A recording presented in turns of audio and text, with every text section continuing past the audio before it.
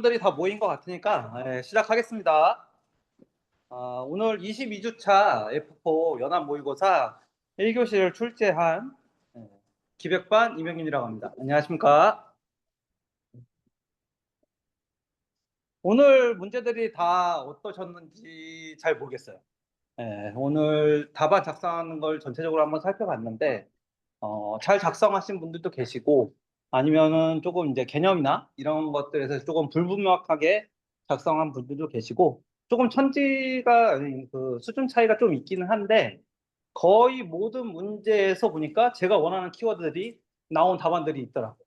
그래서 지금 보시면 뭐 그게 전체적으로 제가 답안을 본인이 다 작성한 건 아니겠지만 그래도 전체적으로 봤을 때는 여기 나온 문제들이 잘 들어간 것 같아요.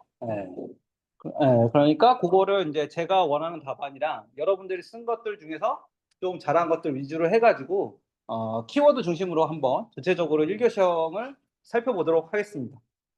그래서 1번 문제로 보시면 가디언 에이전트라는 문제를 냈어요. 근데 가디언 에이전트가 이제 가트너에서 발표한 토픽이죠. 이번 2025년도 4월, 5월 이 정도에 발표를 했는데 이것도 작성을 잘해주신 분들은 측면을 여러 가지로 나눠가지고 검토, 그리고 모니터링, 그리고 보호, 이런 통제, 이런 항목으로 잘 나눠서 작성해 주신 분들이 있는 반면에 좀 다른 분들은 어떻게 보면은 보호, 그러니까 약간 보안 이쪽으로 측면에서만 작성해 주시는 분들이 계시더라고요. 그러니까 여기서는 기본 가디언 에이전트가 갖춰야 될 키워드를 구분을 세 가지로 해주시는 게 좋아요. 그래서 이거는 이제 아이리포에서 한 답안지고 제가 추가적으로 설명을 드리고 싶은 부분은 약간 이런 부분이죠. 이 AI 에이전트가 어떻게 구성이 되느냐라고 보시면 이제 첫 번째로 이제 가트너에서 발표한 자리에서는 멀티 에이전트 시스템 하에서 작동한다라는 게 기본 전제로 들어가는 거죠. 왜냐하면 기존에 설치되어 있는 에이전트들과 가디언 에이전트가 추가로 또 설치가 되고 운영이 되는 거죠. 하나의 시스템에서. 그래서 이 에이전트들이 제대로 동작을 하고 있는지 아니면 위험한 행위를 하고 있지는 않은지 아니면 그 결과가 올바른 결과인지를 같이 보게 되는 거죠. 그러니까 기본적으로는 이거는 멀티 에이전트 시스템에서 동작을 한다라는 게 하나의 과제로 들어가고 그 다음에 얘가 하는 기능들이 뭐 보안, 관측 가능성, 뭐 필터링, 감시 이런 기능들이 들어간다는 거죠. 그게 밑에서 보시면 크게 세 가지로 검토 기능, 모니터링 기능, 보호 기능으로 보시면 되겠습니다. 그래서 이 기능들이 기본적으로 들어가는 거고 그 다음에는 이제 얘 같은 경우에 외부랑 통신이 가능하잖아요. 에이전트가 뭐 최근에 나온 뭐 A2A 프로토콜이라든지 아니면 MCP 프로토콜 이런 거 가지고 외부랑도 통신이 가능하기 때문에 그런 부분에 대한 라우팅 정보나 아니면 에이전트가 어떻게 구성이 돼야 되는지 이런 부분들까지 같이 종합적으로 확인한다라고 생각해 주시면 되겠습니다. 그래서 여기 답안에는 개념도가 전체적으로 나온 게 없는데 혹시나 개념도를 또 따로 가지고 가고 싶으면 요 세 가지가 들어간 개념도로 하나 가지고 가셔도 좋을 것 같아서 이 부분을 설명을 드렸고요. 왜 그 밑에 나온 그 보도자료나 이런 뉴스 기사들에서는 이 세 가지 기능을 거의 설명을 하고 있어요.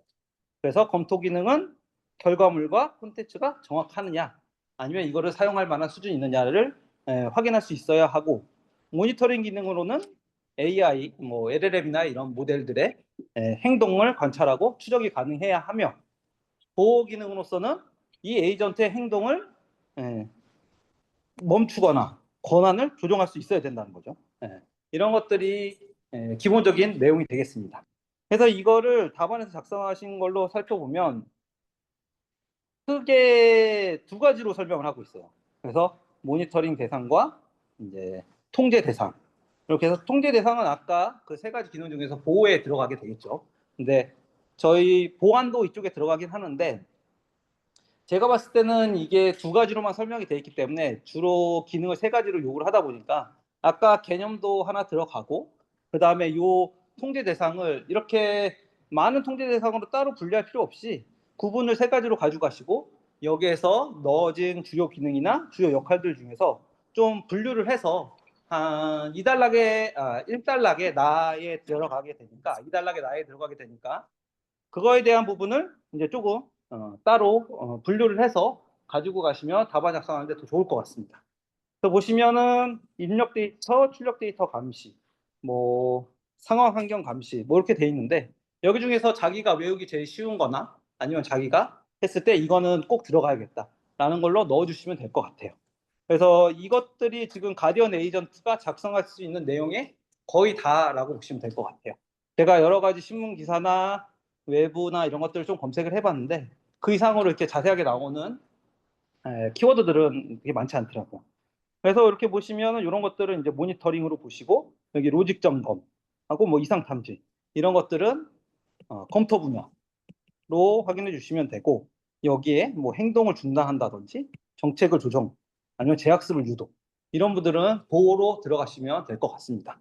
여기서 한 가지 더 추가한다면 보호에다가 이제 보안 쪽을 약간 넣는 거죠. 그래서 뭐 데이터에 입출력이 들어갔을 때 그게 오염됐다든지 아니면 내가 기밀 데이터에 접근을 한다는 것들을 차단한다든지 이런 것들을 추가로 보호 기능으로 넣어주셔도 크게 무리는 없을 것 같습니다. 그렇게 해서 보여주시면 될 것 같고 3단락에 보시면은 이제 이것들을 가능하기 위해서 추적 가능하거나 이 사람들, 이 에이전트가 어떻게 행동하는지를 파악하기 위해서 XAI 기술을 적용해야 된다라고 하고 마무리를 하고 있어요. 그러면 이건 그냥 저희가 가지고 있는 XAI 기술을 조금 3단락에 추가해도 좋을 것 같습니다. 그렇게 해서 가디언 에이전트는 한번 정리해 주시면 되고요. 가장 최근에 나왔을 때 이거 아까 전에 말씀드렸다시피 처음 접해보면 보안 쪽에 치우쳐서 답안을 작성할 수가 있을까봐 그걸 좀 미리 예방하는 차원에서 문제를 출제했습니다. 그리고 다음 문제, 2번 문제는 GPU 애저 서비스로 출제를 하였습니다. GPU 애저 서비스를 출제한 이유는 지금 최근에 이제 국가에서 GPU 사업을 하고 있죠. 그래서 이제 GPU 제공을 어느 사업자가 제공할 건지, 국가 AI 컴퓨터 센터에서 어떻게 할 건지 이런 신문 기사들이 많이 나오고 있어서 그 국가 컴퓨팅 센터에서 만들면 그 GPU를 누군가에 제공을 하겠죠. 왜냐면 그거를 기업에서 아니 국가 공공기관에서 다 소비할 수 있는 건 아니니까. 그러면 거기에 들어갈 기술들이 뭐 GPU 애저 서비스나 아니면 뭐 AI, ML 관련된 기술들이 될 것 같고 그거에 따라서 이제 GPU 애저 서비스를 좀 출제를 해봤어요. 근데 GPU 애저 서비스는 이제 막 한꺼번에 최근에 나온 기술은 아니죠. 예. 그래서 이것 같은 경우에는 찾아보니까 뭐 2022년도, 21년도 그때서부터 서비스 되기 시작했다고 보시면 될 것 같아요. 예. 그래서 가장 최근 기술은 아닌데 그래도 우리가 알고는 있어야 어떻게 답안을 작성할지 좀 대응하실 수 있을 것 같아서 출제했습니다. 그래서 제가 여기서 핵심으로 보는 건 두 가지예요. 클라우드 기반 하나랑 GPU에 특화된 서비스 기술들이 어떤 것이 있을까라는 거죠. 그래서 오늘 답안을 작성하신 걸 보면 대부분 GPU에 관련된 내용들은 많이 써주셨어요. 근데 뭐 과금이나 일반적인 클라우드 관리, 가상화, 아니면 뭐 컨테이너, 뭐 페이퍼레스 이런 일반적인 클라우드 기술들을 적성하지 않으신 분들도 계시더라고요. 그러니까 여기에는 이게 애저 서비스라는 게 다 클라우드 기반으로 이제 설명을 하는 거니까 GPU 기술과 GPU 기술을 통했을 때 일반적으로 들어가는 관리 기술들 이런 것들이 두 개가 통합이 돼서 답안이 작성이 되면 좀 더 풍부한 답안이 될 것 같습니다. 그래서 그렇게 답안을 작성해 주신 분들도 계시고 아니면 GPU 쪽에 좀 치우쳐서 GPU에 관련된 것만 작성해 주신 분들도 계십니다. 그래서 여기 밑에 보시면 뭐 확장성, 효율성, 유연성 이런 것들은 다 클라우드 서비스가 가지고 있는 특징들이죠. 네. GPU 애저 서비스라고 해서 가지고 있는 기술들은 아닙니다. 그리고 아래쪽에 메커니즘이랑 선택을 보시면 여기도 지금 GPU와 관련된 특화된 게 없죠. 그냥 여기에 말에 GPU가 들어가 있을 거예요. 서비스에. 그래서 요거를 조금 특화하려면 어떻게 해야 될까를 제가 문서를 찾다가 하나 문서를 찾아서 조금 소개를 드리려고 해요. 그러니까 이건 GPU 애저 서비스 관련 기술에 좀 이해를 돕기 위해서 놓은 건데 이게 서버의 뭐 블록 다이어그램 이렇게 해서 설명을 하는데 어렵게 보실 필요 없습니다. 간단하게 보시면 이 아래에 있는 네 가지가 GPU가 됩니다. 그리고 여기가 파워가 있죠. 파워가 있으면 전원이 되는 거고, 이거는 이제 네트워크 카드 양쪽에. 그리고 여기 같은 건 일반적인 뭐 PCI 슬롯에 들어가는 이제 스토리지 이런 게 되고, 이건 이제 메모리가 되는 거죠. 그래서 이제 GPU 외적 관련 서비스는 얘네들을 통합해서 사용하거나 아니면 얘 하나를 가상화해서 쓰는 기술이 되는 거죠. GPU. 그래서 얘를 가상화해서 쓰면 vGPU 기술이 되는 거고, 얘네들을 통합하려고 하면, 왜냐면 거대 LML 모델 같은 경우에는 뭐 H백이나 엔비디아 장비 하나 가지고는 못 돌리겠죠. 그럼 얘네들 동시에 돌려야 되는데 어떻게 융합을 할까라는 게 이제 제가 봤을 때는 GPU에 특화된 기술이라는 거죠. 그래서 그것들을 하면 이제 여기에 나온 기술들은 좀 엔비디아에 좀 특화된 기술이긴 해요. 근데 오늘 답안을 작성한 걸 보다 보니까 한 번 정도는 써 주셨더라고요. NV 링크나 NV 스위치. 이게 어떤 기술이냐면 여기에 있는 이 네모가 각각이 다 그냥 그래픽 카드라고 보시면 됩니다. 그럼 그래픽 카드를 연동한다라는 게 NV 링크라고 보시면 되고, 이거는 각각의 링크들이 연결돼서 총 이제 4개까지 연결되는 거죠. 하나의 그 장치에서 하나의 서버나. 근데 이거가 더 발전을 해서 NV 스위치로 발전한 겁니다. 그래서 총 18개? 이 정도? 어쨌든 기존의 NV 링크보다는 더 많은 수의 GPU들을 통합해서 사용할 수 있게. 그래서 제가 여기서 보시면 이제 3가지 기술을 좀 썼어요. 그래서 NV 링크, NV 스위치, vGPU. 이런 것들이 들어가서 조금 더 GPU 애저 서비스를 특화되어 보이지, 내가 작성한 것처럼 보이는 기술들이 되지 않을까 생각을 해서 조금 요거를 안내를 드리려고 작성을 했습니다. 여기에 조금 더 들어가면 인피니티 밴드, 오늘도 이것도 써주신 게 있어요. 그러니까 인피니티 밴드라는 게 그 메모리 사이에 이제 대역폭을 확 늘려서 고속 통신하는 거죠. 여기서 조금 더 들어가면 RDMA 저희 거죠. 메모리가 이것도 고속 통신을 위한 거죠. 이런 기술들도 같이 활용이 된다. 왜냐하면 한꺼번에 메모리에다 많은 데이터를 올리고 그거를 다시 GPU로 해야 되는데 서로 그 통신되는 서버들 간에 또 통합이 일어날 수 있으니까 그런 거는 이제 서버들 간에는 그런 기술도 쓴다. 그러니까 이런 식으로 뭔가 한꺼번에 대용량의 그 AI 학습용 데이터를 한꺼번에 올려서 대용량으로 학습하는 시간을 줄이기 위한 이런 기술들. 그러니까 통합 기술과 가상화 기술.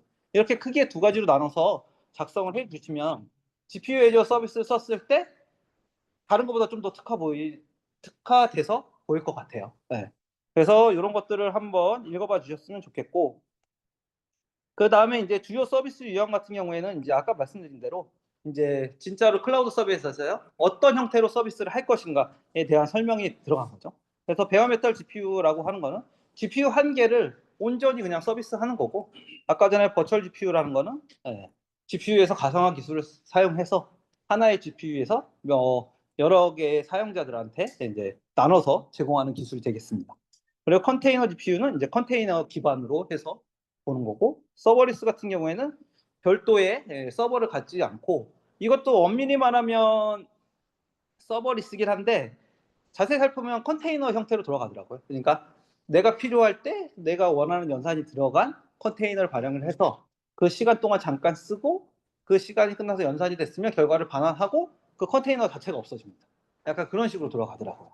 근데 이제 이름은 서버리스로 들어간다 라고 해서 이런 유형이 있다 까지도 아마 3단락이나 이렇게 들어가시면 좋은 답안이 될 것 같습니다. 그래서 여기에 있는 이런 일반적인 그런 것보다는 vGPU나 아까 NV 링크 아니면은 뭐 NV 스위치 이런 키워드들이 좀 들어가고 보여질 수 있게 좀 답안을 작성해 주시면 좋을 것 같아요. 그래서 이제 요 같은 경우는 그림으로 쓰고 여기에는 기술 요소 써가지고 하나는 GPU 기반, 하나는 기존 클라우드 기반 뭐 이런 식으로 해서 나눠서 쓰면 더 좋은 제가 생각할 때는 더 좋은 답안이 되겠습니다. 보시고 그 다음에는 이거는 아까 클라우드 컴퓨팅 기반 기술들을 좀 어느 정도 뭐가 들어갔으면 좋을까라고 생각했을 때 이제 일반 서버 컴퓨팅에서 일반 클라우드 기술이니까 가상화, 분산 컴퓨팅, 프로비저닝, 그리고 우리가 제일 중요한 게 미터링이라고도 많이 써주시는데 사용량이나 가격, 이 각각의 구성을 어떻게 할 건지, 아니면 우리가 보안을 어떻게 할 건지, 이런 것들이 그냥 일반적인 클라우드 기술에 들어간다. 이런 것들도 한번 살펴보시고 어떤 게 클라우드의 기술인지 한번 확인해 보셨으면 해서, 따로 찾지 마시고 여기서 한번 보시라고 추가로 넣어놨습니다. 요거는 그냥 살펴보시면 될 것 같아요. 그리고 분사문서, 과정사항과 검정 통계량, 이것도 대부분 다 잘 작성해 주셨어요.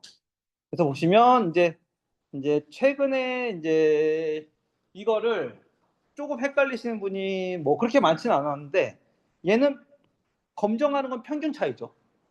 평균 차이를 검정하는데 이용하는 검정 통계량은 분산인 거죠. 이게 제일 중요합니다. 뭐 누가 헷갈리겠냐라는 표정으로 보고 계시지만 순간적으로 헷갈릴 수 있죠. 그러니까 얘의 그 집단의 평균이 얼마가 차이 나는지를 검정을 할 건데, 그 검정값이 평균을 가지고 하는 게 아니라 이 집단 간의 분산과 집단 내의 분산, 이 두 가지를 통해서 검정을 한다라고 봐주시면 될 것 같아요. 이것만 조금 가져가시면 될 것 같아요. 그 외에 나머지 것들은 다 잘 작성해 주셨어요. 그래서 보시면은 얘 분산 분석에서 가정사항으로 들어가야 되는 게 기본적인 게 세 가지죠. 독립성, 정규성, 등분산성. 독립성이라는 거는 각 집단에서 관측될 값이 서로 독립적이어야 된다라는 얘기인데, 이게 설계상 전제되었다는 얘기가 우리가 어떤 표본을 추출할 때 독립적으로 될 수밖에 없는 방법을 사용을 해서 이게 설계상으로 전제된다라고 보시면 될 것 같아요. 우리가 어떤 데이터를 추출할 때 뭐 랜덤 샘플링이라든지 뭐 여러 가지 방법을 쓰잖아요. 그러니까 그게 기본적으로 독립적임을 보증하는 그런 방법이 된다는 거죠.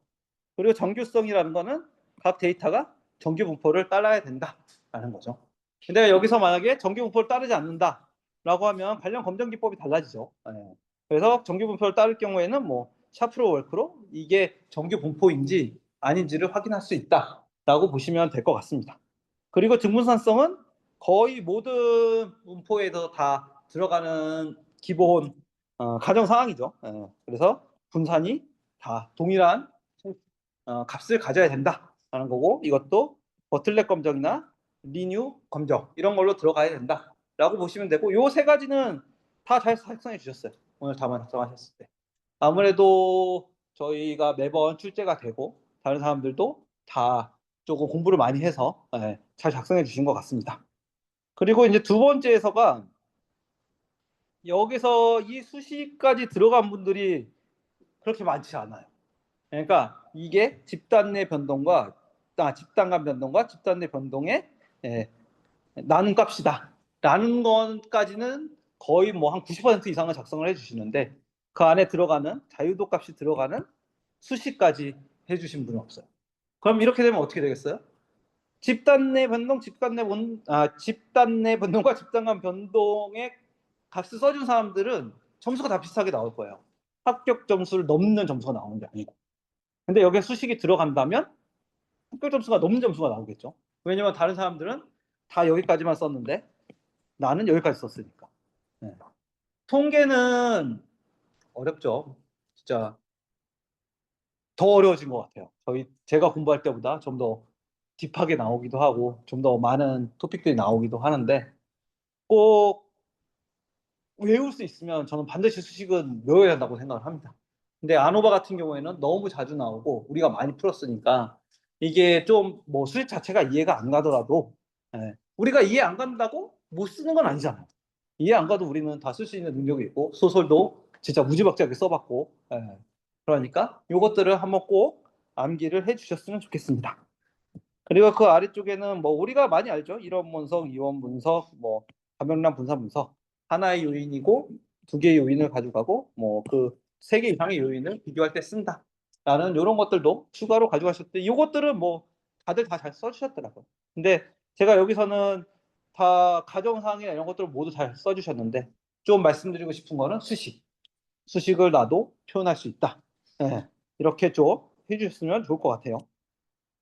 그래서 개념도 같은 경우도 여기선 개념도가 없는데 이 개념도 꼭 한번 확인하셔서 써주셨으면 좋겠습니다.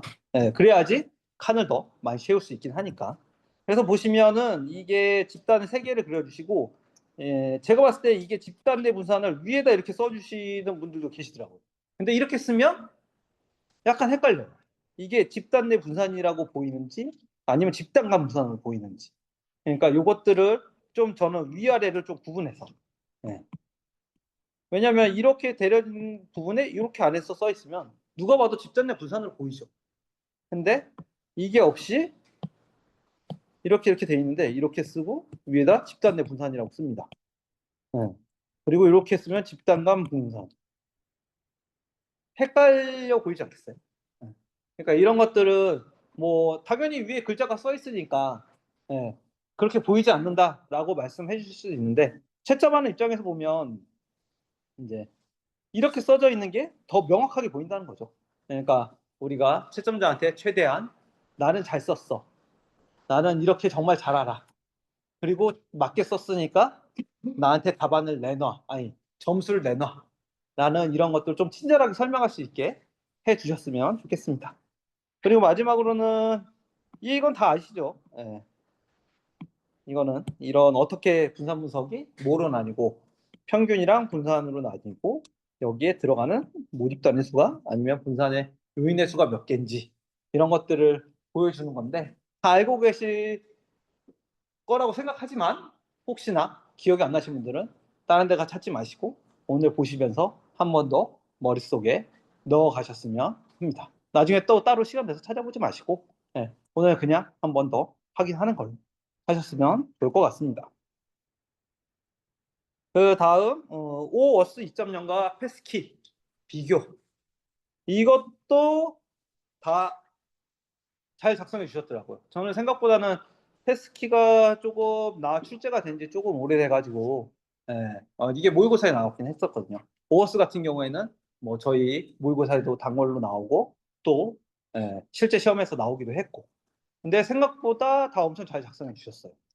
그래서 보시면은 OWOS 2.0 같은 경우에는 이 표준 RFC 9749, 6750 이 키워드들 한 번씩 또 암기해 주시고 그리고 자원주권을 제3자에게 위임받는다라는 거 그리고 인증 토큰을 쓴다 이런 키워드들을 하고 패스키 같은 경우에는 공개키 기반이죠.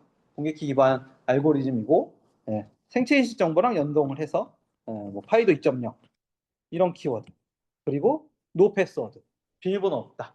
그러니까 인증을 해서 이제 공개키로 양쪽으로 주고받고 파이도 2.0으로 생체 인식을 통해서 비밀번호 없어지는 거죠. 웹어슨 어서케이션 형태로 들어가서 그래서 요것들을 꼭 표현해 주시면 좋을 것 같아요. 그래서 요새 뭐 대세는 뭐 패스키긴 한데 그래도 오오스 2.0도 그간 시험에는 많이 나왔으니까 같이 한번 정리해 주시면 되고 여기 그림 같은 경우에는 이게 너무 복잡하죠. 우리가 비교 형태로 쓰기에는 그래서 이런 것 같은 경우도 조금 추상화해서 간략화해서 쓸 수 있게 한번 생각해 보시면 좋을 것 같아요. 그래서 오늘 답안 작성하신 분들 중에서는 저희가 이제 요소들을 쓰면 이렇게 세 개가 있잖아요. 여기가 유저고, 인증 서버, 리소스 서버 이렇게 있는데 그냥 한꺼번에 이렇게 표현하신 분이 계시더라고요. 이렇게. 추상화 잘 돼 있죠. 6단계를 다 써주는 게 아니라 그냥 토큰 주고받고 자원 접근 이런 식으로. 왜냐하면 여기 칸이 좁으니까 그 6개를 다 포함하기에는 너무 이제 답안지에 작성하면 이제 안 보이게 되는 경우죠. 그러니까 이렇게 추상하는 것도 한번 고민하셔서 작성해 주시면 좋겠고 여기서는 여기가 잘 돼 있는 것 같아요. 구분. 보안 방식을 어떻게 항목을 가지고 가느냐. 그래서 보안 방식은 얘는 액세스 토큰 방식이고 얘는 공개키, 비공개키 알고리즘이다. 그리고 얘는 둘 다 TLS 버전 1.0이 기본으로 들어가야 한다. 그리고 보안 위협은 여기는 토큰을 탈취하면 그 토큰을 가지고 자원에 접근할 수 있죠.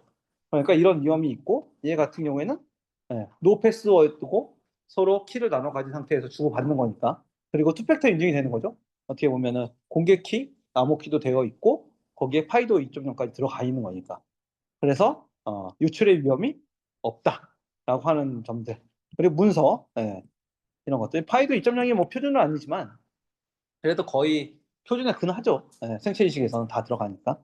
그래서 이런 것들, 그리고 권한 서버가 있고 없음, 이렇게 좀 잘 되어 있으니까 이런 것들도 한번 가지고 계시다가 뭐 인증 방식 여기 말고도 다른 데에서도 한번 시험에 나오면 한 이렇게 좀 비교할 수 있게 가지고 가시면 좋을 것 같아요.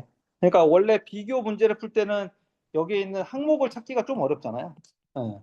그러면 이런 보안에 특화된 것들이 있을 때 한 번씩 눈여겨 보시고 그거에 대해서 한번 뭐 암기까지는 아니더라도 아 이렇게 비교를 하는구나, 보안 쪽에는 이렇게 특화될 수 있구나 라는 것들을 한번 생각해 보시면 좋겠습니다. 그리고 여기서 좀 특이한 게 이제 오오스 2.0인데 저희 대부분 오오스 2.0 기준으로 문제를 풀죠. 근데 오오스 2.1이 나온 지가 그래도 꽤 됐더라고요. 한 2, 3년, 3, 4년 정도. 그래서 계속 이제 여기서 설명하기에는 조금 많고 제가 봤을 때 오오스 2.1에서 가장 큰 차이점이 이제 PKC라는 잘 안 보이시죠? 다 있긴 한데 PKC라는 그 암호화 방식을 쓰는 거죠. 그러니까 이게 다른 점이 이 어스라이즈드 코드를 쓸 때 기존 여기 보시면 어스라이전 코드를 토큰을 만들어서 요청을 하고 이러는데 여기에 파라미터들이 추가로 들어갔다. 보안을 인정 강화하기 위해서. 이게 제일 틀리다. 그래서 그걸 이름을 PKC라고 부른다.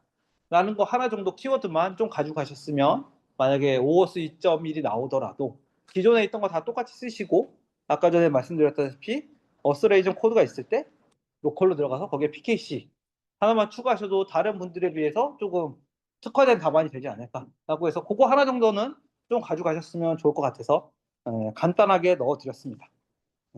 해서 보셨고, 그리고 바이브 코딩 이거는 너무 많이 푸셨죠. 바이브 코딩 지겹죠 이제. 지겹죠. 근데 지겨운데도 불구하고 키워드들이 빠집니다. 자연어 이런 키워드들이. 왜냐면 자연어를 이제 변화시키는 거죠. 코드로.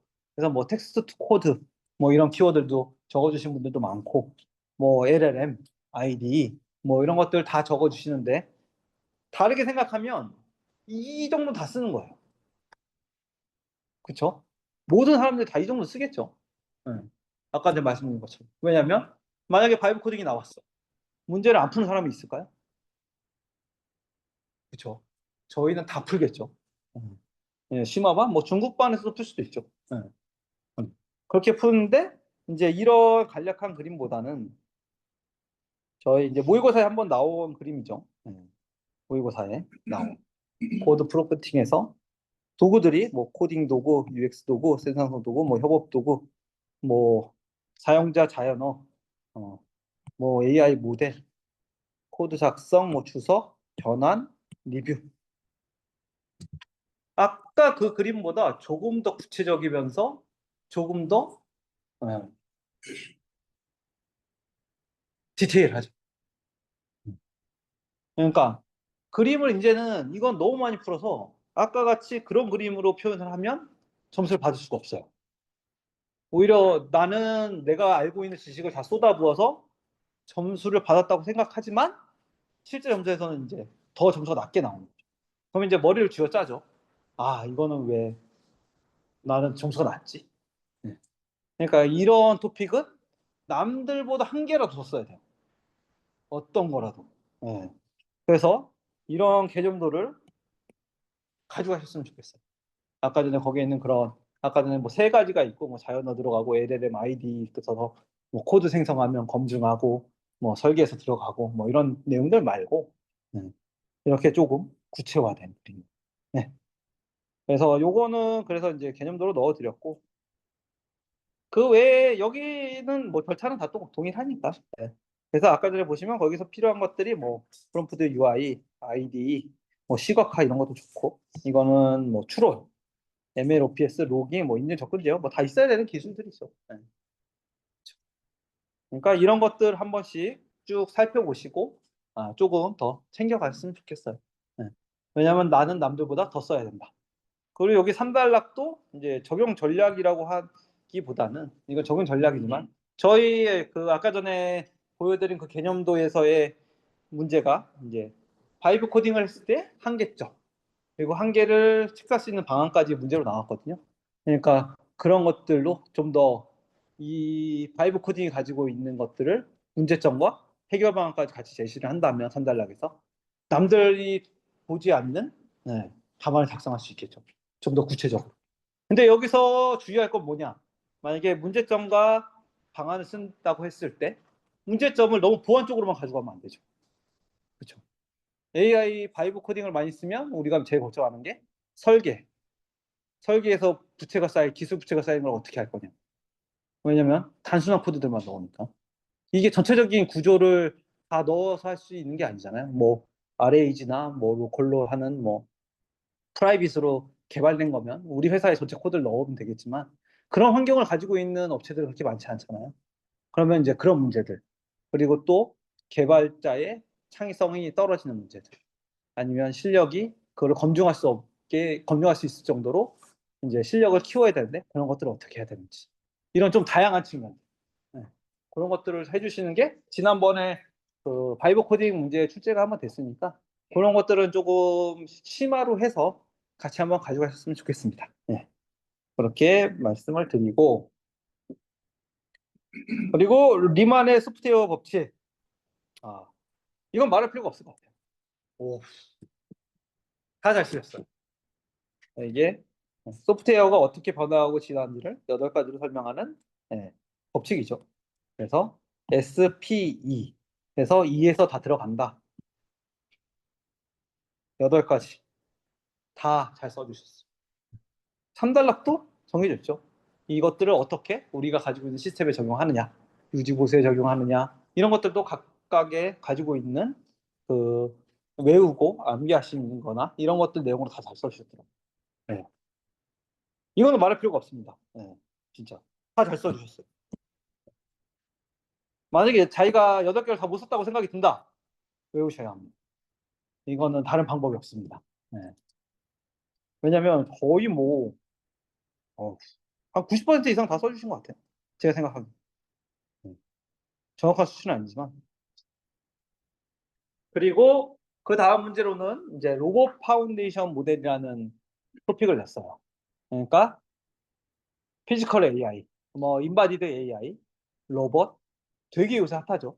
우리 엔비디아의 젠슨왕 형님께서 이제 우리를 앞으로 피지컬 AI의 모든 거를 다 지원하겠다. 우리의 앞으로의 목표는 그거다라고 올해 초에 얘기를 해가지고 엄청 핫해졌죠. 그래서 이 로우 파운데이션 모델도 어떻게 보면은 제일 먼저 시작한 게 이제 오픈 플랫폼으로 개방형으로 한 게 이제 엔비디아에서 진행을 하고 있고 그래서 이제 그거 관련해 가지고 말씀을 드렸는데 저희 보시면 로우 파운데이션 모델의 핵심 기술이죠. 이제 근데 핵심 기술을 안 쓰시고 로봇 파운데이션 모델에 꽂히셔서 답안을 작성하시는 분들이 있습니다. 우리는 핵심 기술을 위주로 적어줘야 돼요. 그러니까 그런 문제 실수 이런 것들을 조금 주의하셨으면 하고 이제 그 다음에 설명을 들어가면 우리가 너무나 잘 아는 거죠. 파운데이션 모델. 파운데이션 모델이 뭐예요? AI에서는 범용적인 모델이죠. 그래서 우리가 파운데이션 모델을 학습시켜서 만들어 놓으면 각각의 도메인에 특화시켜서 트랜스퍼 러닝을 하던 아니면 도메인에서 대해서 학습한 데이터를 재학습을 시키던 파인 튜닝을 해서 각각의 데이터에 하게 만들죠. 로봇 파운데이션 모델도 똑같습니다.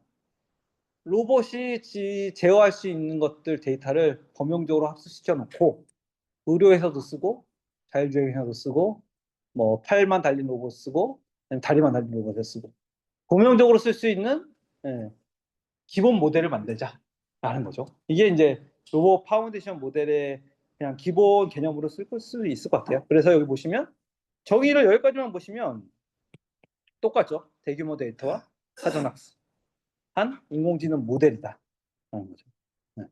근데 여기에 추가되는 게 뭐예요? 지각, 계획, 조작.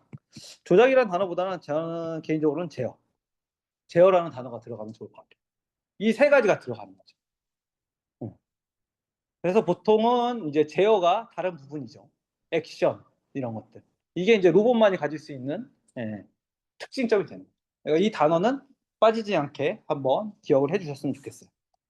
그래서 보시면 이제 핵심 기술이라고 쓰는 게 아까 전과 같이 이제 그러면 여기가 퍼셉션이니까 이해, 이거를 추론, 하고 이거를 실행 하면 다른 말로 하면 뭐 제어라고 볼 수 있겠죠. 이런 세 가지 축으로 들어가는 거죠. 이게 자율주행하고도 비슷하죠. 자율주행도 인지, 판단, 제어로 들어가죠. 그러니까 같은 로봇의 범주를 볼 수 있는 거죠. 자율주행은 움직이는 로봇, 바퀴 달린 로봇. 그리고 일반 우리가 휴머노이드라고 생각하는 로봇은 이제 사람형 인간형 로봇인 거고, 그 외에 산업용 로봇은 다양하니까. 네. 그렇게 해서 이 세 가지가 들어가신다고 보면 될 것 같고, 여기 이제 지각 계획 조작 쪽에서 보시면 이제 인지하는 거, 이런 것들이 비전, 그리고 사람의 명령, 언어, 그리고 거기에 다른 게 센서가 들어가겠죠. 뭐 그럼 여기에 뭐 IoT 센서, 뭐 이런 다양한 센서들이 들어갈 수 있겠죠. 그리고 여기에 이제 액션이라고 들어가 있는데, 이게 액션이 그냥 실행이라고 생각하지 마시고 어떻게 생각하시냐면, 이 로봇 팔이 움직일 때 얘가 어디에 있는지 위치를 알아야 되잖아요. 그러면 이제 뭐 자이로 센서가 들어간다든지 위치 센서가 들어간다든지 이런 것들이 들어가니까 그거의 행위도 읽는다. 나의 현재의 로봇의 상태라고 해서 이게 액션이라고 생각해 주시면 조금 더 이해하기 쉬우실 것 같아요. 그러니까 우리 사람은 로봇 팔이 있다고 하면, 팔이 있다고 하면 그냥 사과를 집으면 되는데, 얘는 사과를 집을 때까지 거리가 얼마나 남았는지, 내 팔이 다 펴졌는지, 이런 것들은 다 센서로 받아야 돼요. 내 여기 위치가 사과에까지 가고 있는지, 사과를 얼마나 세게 잡아야지 부서지지 않는지, 이런 것들을 다 이해를 해야 된다. 그래서 여기에 센서나 액션 이런 부분들을 다 분명히 이해하는 게 필요하고, 여기에서 또 중요한 게 멀티모달이라는 거죠. 사람의 명령과 내가 가지고 있는, 인식하고 있는 비전, 이거를 같이 학습을 해야 된다.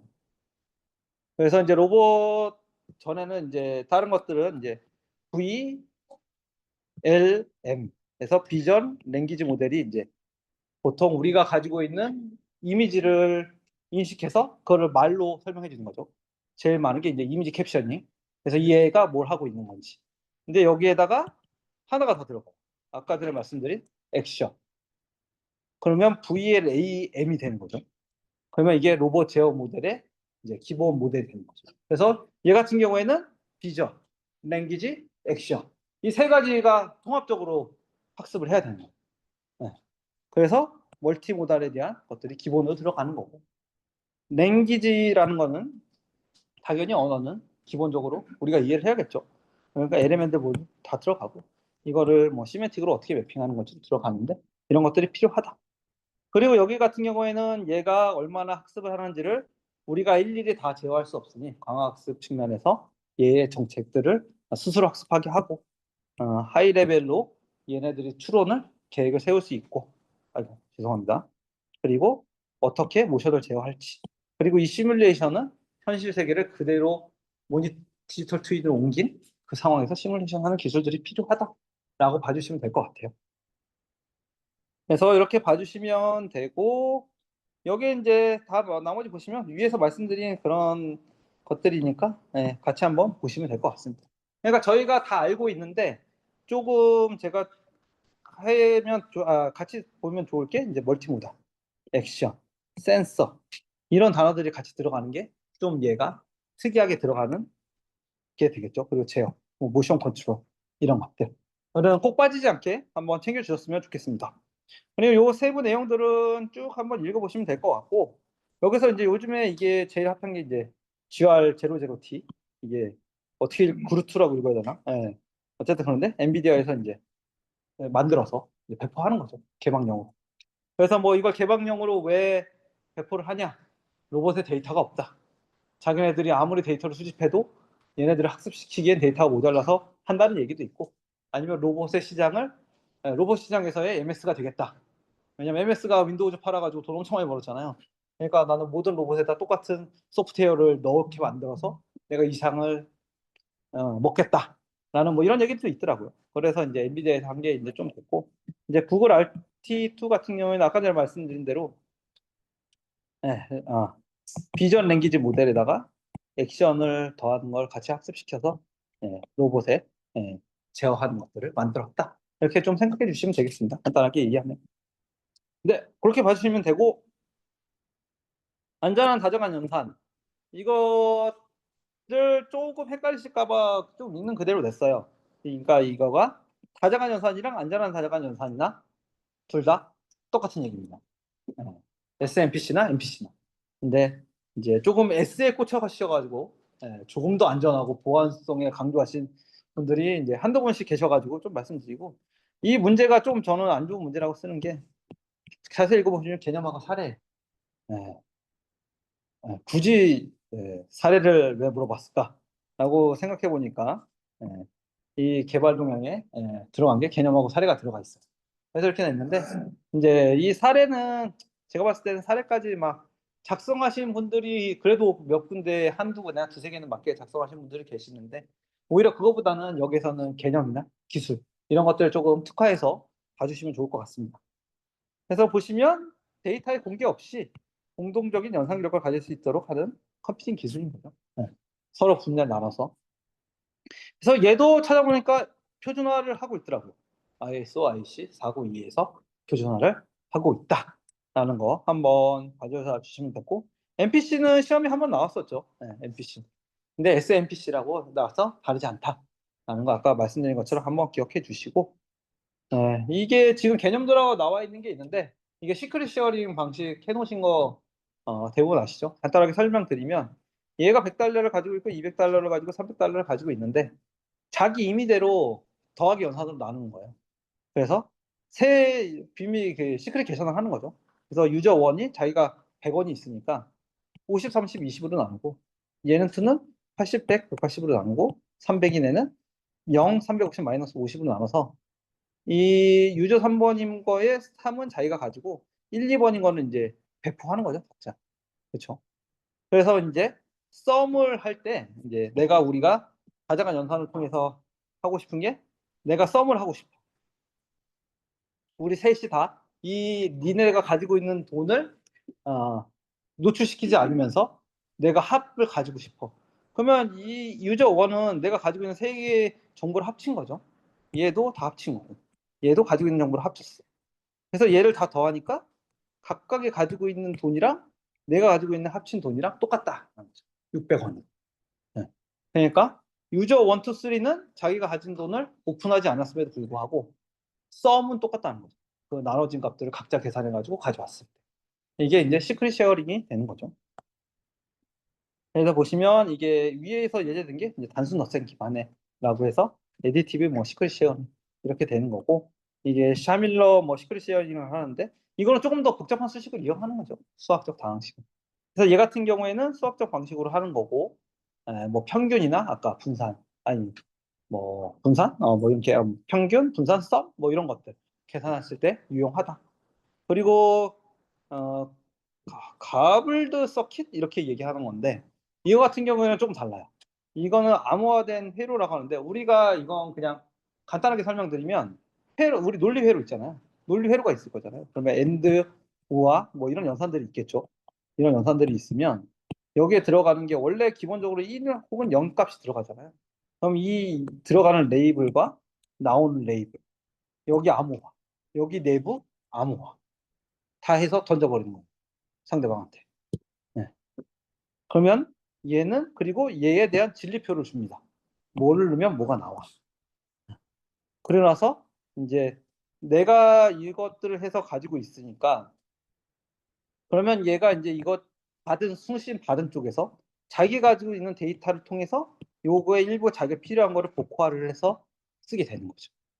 그래서 자기가 가지고 있는 키나 이런 암호화를 노출하지 않고 쓸 수 있다.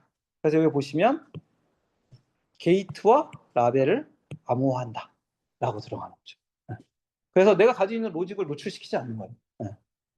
그래서 뭐 이 방식이 이제 뭐 야오의 이런 서킷이다라고 하는 거고, 뭐 프리 XOR은 이 서킷 중에서 이제 그냥 이거를 저도 명확하게 이해하고 있는 건 아니지만 그냥 개념적으로 봤을 때 XOR 연산을 하면 그냥 바로 답이 나온대요.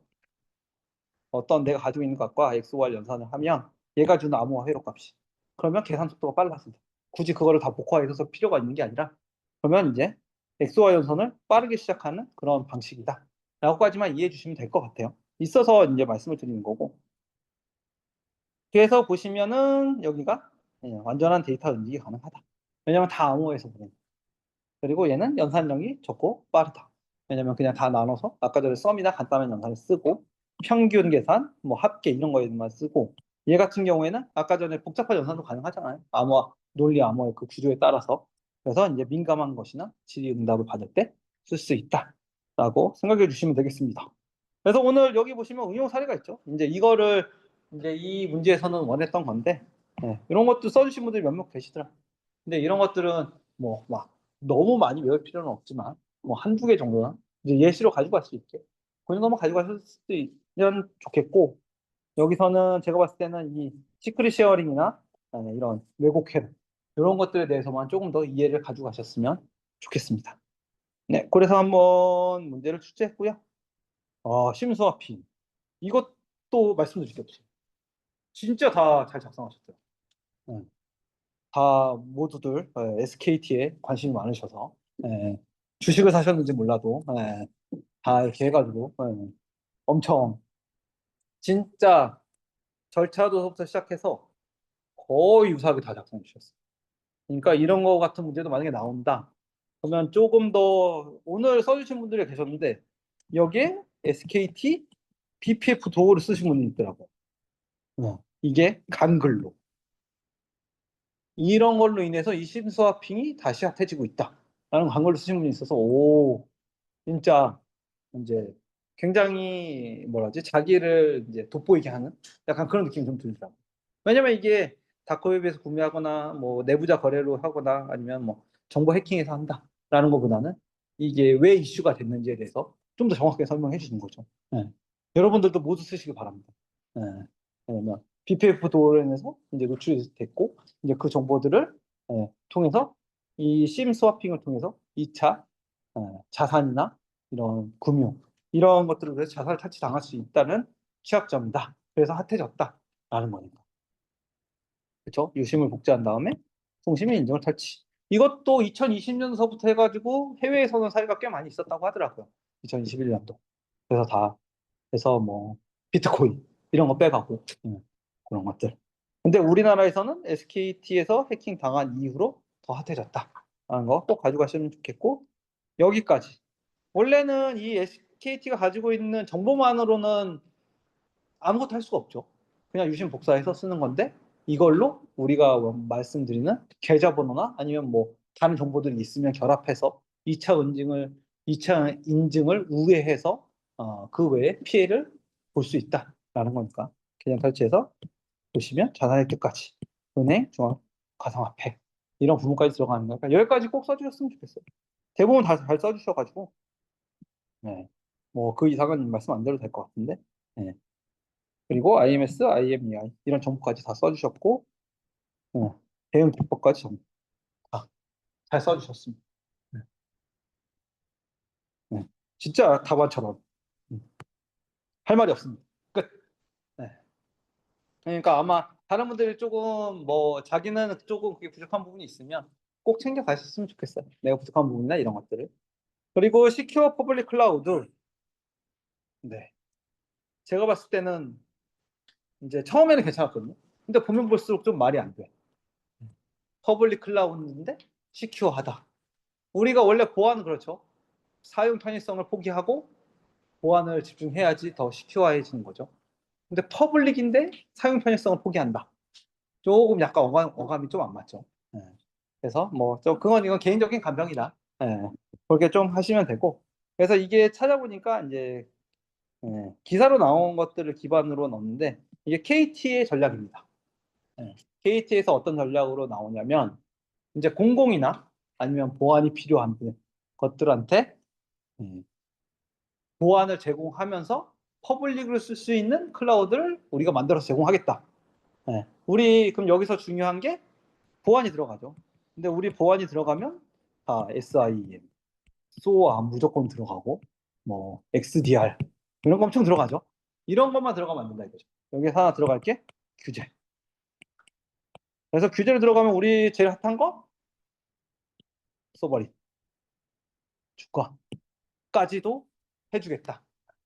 그래서 산업별 규제 들어가면 공장에서 지켜야 될 것, 통신업체에서 지켜야 될 것들 다 틀리죠. 관련 법들이 틀리고 아니면 뭐 조금 더 가면 금융, 공공 네. 이런 것까지도 다 특화돼서 만들어져서 너네가 퍼블릭 클라우드를 쓰더라도 거기에 되는 규제들을 만족시켜주는 클라우드를 우리가 만들어서 제공하겠다라는 게 KT의 전략입니다. 그래서 그거의 이름을 시큐어 퍼블릭 클라우드라고 지었어요. 그래서 처음에는 이거를 낼까 말까 좀 고민을 했었는데 그래도 이제 공공 클라우드에 아니 소버린하고 좀 맞닿아 있는 면이 있어서 그래서 좀 출제를 하게 됐어요. 그래서 오늘 여기도 마찬가지로 시큐어에 꽂혀서 보안적으로 작성하신 분들도 계시는데 주권을 넣어주신 분들도 되게 많아요. 그러니까 꼭 기억하셔서 규제, 소버린 이쪽하고 맞닿아 있다는 거를 한번 가져가셨으면 좋겠습니다. 그래서 규정, 준수, 거버넌스 그리고 보안 태세를 강화 이 두 가지 그리고 보안 이렇게 세 가지 키워드는 반드시 답안에 들어갈 수 있게 작성해 주시면 좋겠습니다. 그래서 AI 데이터 주권, 보안 기능, 뭐 규제 준수. 그래서 여기에 AI 데이터 주권을 지키기 위한 제일 큰 게 지역이죠. 리전. 리전이 어디에 있느냐? 한국에 있다 이거죠. 절대 이 시큐어 퍼블릭 클라우드를 쓰면 국외로 넘어가지 않는다. 네. 그런 게 조금 안에 들어가 있어요. 하나 좀 기억해 주시면 좋을 것 같아서 말씀드립니다. 그래서 여기 보시면 그렇죠? 여기 똑같죠? 일반적인 퍼블릭 클라우드에 시큐어한 거를 집어넣은 기술을 이제 개념들을 넣은 거죠. 근데 여기 보시면 여기 멀티 리전 이중화 뭐 이런 거 있는데 여기다 조금 더 하면 여기다 하나 더 주권 그려서 여기다 이 규제 주권 이런 거 써서 아까 써버린 뭐 이런 거 리전 지역 제한 뭐 이런 것들 써주시면은 조금 더 저는 특화된 답안이 될 수 있을 거라고 봅니다. 그래서 여기 기술로 들어가면 기밀 컴퓨팅, HSM, 로그 기록 이런 게 기밀 컴퓨팅이라는 것도 저희가 보시면 메모리에서 처리될 때도 암호화해 주겠다. 데이터가. 옆 클라우드에서 혹시나 보게 되면 안 되니까 네가 메모리에서 동작하는 것까지도 암호화해 주는 기술을 제공하겠다. 그리고 너네가 관리형, 하드웨어, 개개인별 클라우드에 쓰는 것도 그것도 제공해 주겠다. 그리고 지리적 데이터 어디에 있는지 위치도 국외로 안 나가게 해주겠다. 여기 뭐 MFA, 뭐 제로 트러스트 뭐 이런 것들은 다 일반적인 거니까 그냥 넘어가고 좀 특이한 거 말하면 고객 록박스. 우리 어떻게 보시면 퍼블릭 클라우드 같은 경우에는 저희가 뭐 MSP 업체나 다른 업체에서 제공을 받으려고 하면 그 업체에 권한을 줘야 되죠. 그걸 유지보수할 수 있게. 근데 그것조차도 맞겠다. 네가 허락을 해줘야 얘가 들어가서 작업을 할 수 있다. 이런 것들. 이런 것들이 좀 특화되어 있다고 보시면 되겠죠. 그래서 이런 것들을 조금 더 특화에 대해서 보여주실 수 있게. 네. 그 시큐어 퍼블릭 클라우드잖아요. 네. 근데 클라우드 보안 관점의 기술들을 적용을 안 돼요. 아니요, 됩니다. 예. CNAPP 관점으로 네. 너무 답안이 정답 지가 그런 게 안 들어가 있어요. 그래서 이제 그런 것도 들어가도 상관없을 것 같아요. 제가 봤을 때. 근데 중요한 거는 아까 전에 규제, 주권 이게 조금 어느 정도 묻어 있어야 된다고 보는 거죠. 그런 단어들을 써도 돼요. 네. 저는 크게 상관없을 것 같아요. 왜냐하면은 우리가 아까 전에 세 가지 축이 아까 말씀드렸잖아요. 규제랑 소버린이랑 같은 축이니까 이런 거에 보안 그리고 조금 더 들어가면 이제 클라우드 기술, 퍼블릭이니까 이제 이런 것들이 버무려져야 되는데 여기에는 이 답안 작성 쓴 사람은 이제 이런 것들 위주로 적은 거고 이게 거의 그 뭐지 기사에 나온 것들 위주로 적은 거예요. 그 기사에서 SPC가 이런 것들을 제공하겠다라고 적은 거고 일반적인 내용이 아니라 그러니까 아무래도 기사 발표다 보니까 특화된 것들 위주로만 쓴 것 같아요. 그래서 여기에다는 일반적인 기술들을 써도 상관없는데 여기에다 일반적인 기술을 많이 써버리면 1교시형이니까 규제나 소버린 같은 걸 쓸 수 있는 칸이 없어지니까. 그래서 이제 약간 그것들을 어떻게 보면 좀 더 균형 있게 쓸 수 있으면 좋겠다라고 말씀을 드리는 겁니다. 괜찮으실까요? 그렇게 봐주시면 되겠습니다. 그래서 뭐 국내 클라우드 지원, 뭐 인증, 법규, 대응, 그리고 보안센터 같은 거 전용으로 해주겠다. 이렇게 봐주시면 되고 저는 여기서 좀 틀린 게 이게 프라이빗하고 시큐어 퍼블릭 클라우드를 비교를 했어요. 그러니까 어떻게 되냐면 보안 수준도 여기가 높고 확장성은 여기가 높긴 하지만 규제 준수도 여기가 높아. 그렇죠? 내가 돋보이게 하려고 하는 게 SPC가 아니고 프라이빗 같은 느낌이 듭니다. 그래서 개인적으로는 퍼블릭하고 비교하면 좋지 않을까. 네. 그러면 여기가 더 보안이 더 잘 보이게 눈에 띄게 되지 않을까. 그냥 개인적으로 그렇게 생각하시는 하고 여기서 보시면은 이제 보안 쪽이 들어가는 이런 단어들 위주로 비교를 해주시면 될 것 같습니다. 네. 이렇게 한번 봐주시면 되고 이 데이터 기반 제어 기술 이것도 약간 주간 기술 동향 기준으로 나와가지고 단어들이 좀 어려워요. 네. 맞아요. 근데 다 오늘 답안 쓰신 거 보면 각자의 생각을 가지고 답안을 작성해 주셔서 다 그 뭐냐 강화학습 이런 것들 LLM 아니면 이런 인공지능 쪽으로 풀어주셔서 점수를 다 드리긴 했어요. 그래서 보시면 자율주행의 진화를 위한 데이터 기반 제어 기술입니다. 근데 자율주행에 꽂혀가지고 쓰신 분들이 많아요. 이제 그렇게 되면 안 되겠죠. 여기서는 제어 기술에. 그러니까 우리가 아까 전에 말씀드렸다시피 인지, 판단, 제어가 있는데 인지 뭘로 많이 하죠? 카메라 이미 많이 하고 있죠. 그리고 이것도 다 시에는 뭐 인공지능 기술 많이 쓰고 있죠. 판단 여기도 많이 쓰고 있대요. AI가 이거 넣어야 될지 말아야 될지 우리 자율주행에서 많이 쓰고 있으니까. 근데 이 문서에서 보면 제어 쪽은 그렇지가 않다. 아직은 인공지능이 들어간 제어가 아직은 이제 한참 발전 중이다라고 하는 게 이제 이 문서의 내용입니다. 그래서 데이터 기반으로 이 차량이나 아니면 이런 물리적인 디바이스를 어떻게 움직일지 여기에 대해서 초점을 맞추고 있어요.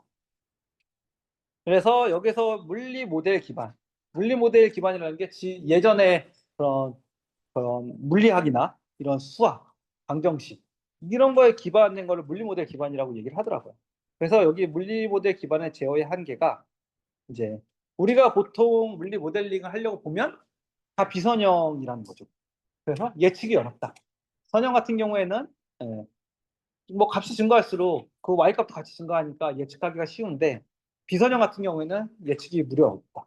그리고 환경을 다 예측하기 힘들다. 이 두 가지 때문에 이 물리 모델 기반으로 제어를 하기가 힘들다. 그래서 어떻게 하냐? 머신러닝과 확률적 기법을 활용해서 제어를 하는 게 훨씬 더 정확도가 높아지고 있다라는 거죠. 그래서 5가지가 들어갑니다. 확률, 강화학습, 압축 생성, 신경망, 비선형.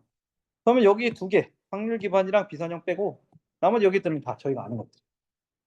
이거를 그냥 좀 구분 지었다고 생각하시면 되고 우리가 확률 기반으로 하면 제일 많이 쓰는 게 가우시안 분포예요. 전기 분포. 그래서 가우시안 분포를 추경한 거. 비선형 모델 시스템은 아까 말한 그 비선형 역학을 이제 약간 AI나 이런 것들을 통해서 모델링 하는 거죠. 그래서 비선형 시스템 모델링 간단하게 생각하면 이렇게 보시면 될 것 같아요. 그래서 오늘 여기 있는 뭐 이런 기술들 써주신 분들한테는 점수를 드린 거죠. 그러니까 방향을 맞게 작성하신 거죠. 내가 모르는 거지만.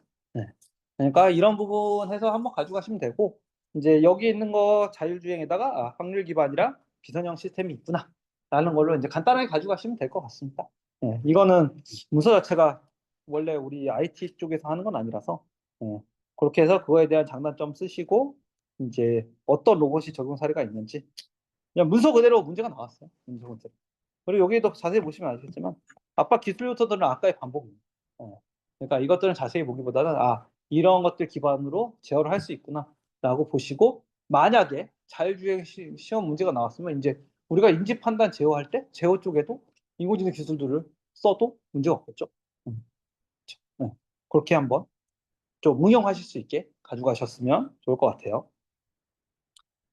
그리고 하나 좀 추가된 게 이거구나. 거대 언어 모델은 이런 것들이 있다. 이런 것들을 가져서. 그래서 여기 뭐 앞에 보시면 VLM 있죠. 이게 뭐예요? 비주얼 랭귀지 모델. 비전 언어 모델. 해서 이것들을 갖다가 제어할 수 있다. 라고 보시면 될 것 같습니다. 그리고 데이터 인덱스 파편화. 이것도 단편화라고 부르기도 하고 파편화라고 부르기도 하는데 이것도 다 답안 잘 작성해 주셨어요.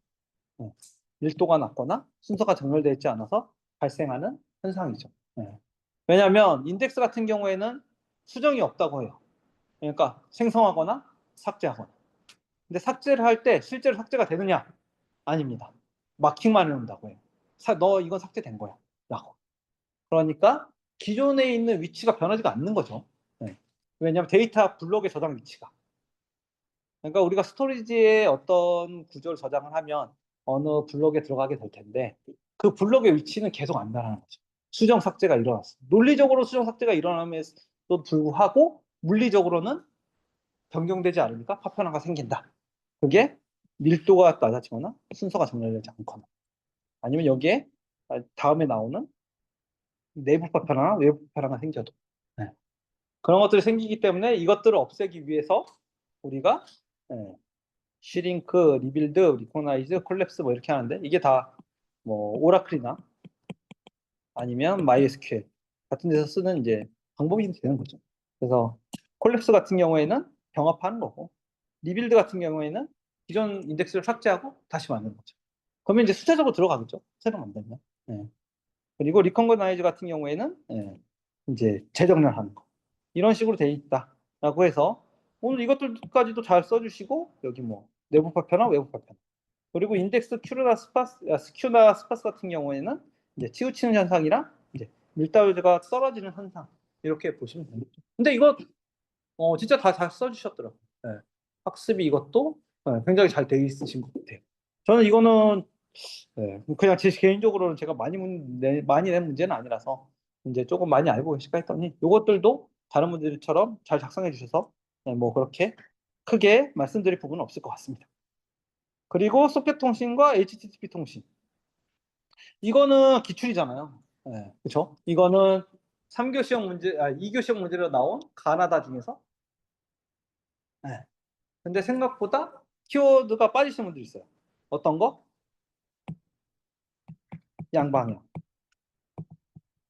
예? 반방향. 이게 같은 위치에 배치해 주는 게 제일 중요하죠. 모두 다 알고 있습니다. 네. 다 알고 계시는데 이제 눈에 띄게 적어 주시는 분들이 조금 덜해요. 네. 다 알고 계세요. 양방향인지 단방향인지. 네. 근데 눈에 잘 들어오지가 않아요. 네. 그러니까 요거는 확실히 눈에 띄게 정의에도 넣어주시고 비교표에 항목으로도 넣어주시고 네. 그렇게 해서 이게 가장 큰 차이점이에요. 네. 그거 꼭 자주 했으면 좋겠고 이거는 뭐 지속적으로 연결되고 양방향이고 여기도 저는 여기 단방이 없잖아요. 그래서 이제 밑에다가 여기다 그냥 단방향을 쓸 거예요. 저 같은 단방향. 네. 왜냐면 여기서도 보여주는 거고 또 단방향입니다. 그리고 여기 안에 들어가면 양방향 통신이냐 양방향 통신이냐 여기도 뭐 요청들에 따라 구현가는 필요 없어. 단방향. 네. 그리고 뭐 밑에다가 뭐 양방향 통신이 가능한 방법이 있을까? 뭐 그럼 그렇게 써주시면 되겠죠. 그러니까 차이점이 되는 걸 드러나게 해주고 그 밑에다가 내가 부연 설명하고 싶은 게 있으시면 더 해서 좀 드러날 수 있게 써주시면 좋을 것 같아요. TCP, UDP 여기는 HTTP랑 HTTPS죠. 왜냐하면 HTTP 통신 방식이니까. 근데 이거를 약간 어플리케이션이라고 약간 이런 식으로 뭐라 그러지? 너무 크게 범위를 확대해서 이렇게 하시는 것보다는 HTTP나 HTTPS 통신이다 라고 넣어주시는 게 좋겠죠. 그래서 여기서는 뭐 직접적으로 연결 상태를 관리해야 되고 얘 같은 경우에는 스테이트리스 상태이고 쿠키 및 세션을 통해서 관리한다 라고 보시면 되고 얘 같은 경우에는 소켓 통신 같은 경우에는 저희가 다 만들어요. 소켓 통신을 어떻게 주고받을지 이런 약속이나 규약 같은 걸 다 만들어야 되는데 얘 같은 경우에는 그럴 필요가 없죠. HTTPS로 다 프로토콜 규약이 돼 있으니까 거기에 맞춰서 주고받으면 됩니다. 그래서 이제 여기 같은 경우에는 맨 마지막에 이제 웹소켓이나 뭐 서버센트, 뭐 롱폴링, 뭐 GPRC 뭐 이런 것들을 비교를 해놨는데 그냥 간단하게 이런 것들이 어떤 통신 방식인지 그냥 간단하게 써놨어요. 이거를 제가 옛날에 했던 게 막 이런 거 하나 모르는 단어 나오면은 막 이거 찾아서 이제 인터넷 다니다 보면 또 어디까지 가면 안드로메다까지 한번 갔다 오잖아요. 그러면 이제 2시간이 없어지고 나는 회도가 아무것도 못했고 오늘 또 자괴감 드니까 또 물 한번 마셔줘야 되고 약간 그런 악순환에 빠지지 마시라고 해서 웹소켓 같은 경우에는 많이 나왔죠. 웹 프로토콜을 HTTP 연결을 웹소켓 프로토콜로 전환시켜서 양방향을 주고받는다. 서버센트 이벤트는 그러니까 실시간으로 이제 서버가 클라이언트에 전송할 수 있도록 한다. 근데 이건 단방향이다. 이거 약간 푸시 같은 개념이라고 해요. 푸시 같은 개념. 내가 필요할 때 던져준다. 그리고 롱 폴링 같은 경우에는 서버가 요청을 보내고 기다리는 거죠. 야, 너 왜 안 보내? 얘가 보낼 답이 없으니까. 그래서 이제 야, 그래도 이렇게 보냈다. 끊을까? 그러면 다시 보내. 이런 식으로 해서 계속 요청을 이 연결을 끊지 않고 있다가 얘가 요청하는 게 있으면 그때 당시에 보내주고. 그래서 거의 양방향 통신처럼 보이게 응답을 계속 지원시키는 방식이다. 그리고 gRPC 같은 경우에는 이제 RPC는 많이 아시잖아요. 이거를 RPC처럼 구글에서 만든 프로토콜이다. 그래서 HTTP2 기반으로 돌아간다라는 거죠. 그래서 요거 개념을 가지고 보시면 여기서는 그죠? 한계 극복이라고 돼 있는데 얘는 불가해. 라고 하면 얘는 안 쓰는 게 낫겠죠? 양봉 표시 안 되니까. 그러면 이런 추가적인 방법도 있다라고 보시면 될 것 같습니다. 그래서 오늘 1교 시험 총평은 여기서 마치고요. 제가 생각했던 것보다 대응도 좋고 그리고 답안 작성하시는 것도 좋고 남은 3주 기간 동안 최대한 회독 돌리시고 최대한 많은 단어들 기억하게 해주시고 그리고 쓰는 것들 이제 뭐 합숙이나 주간모의 있을 때 열심히 하셔서 이번 147에서 좋은 결과 얻으셨으면 좋겠습니다. 네, 수고하셨습니다.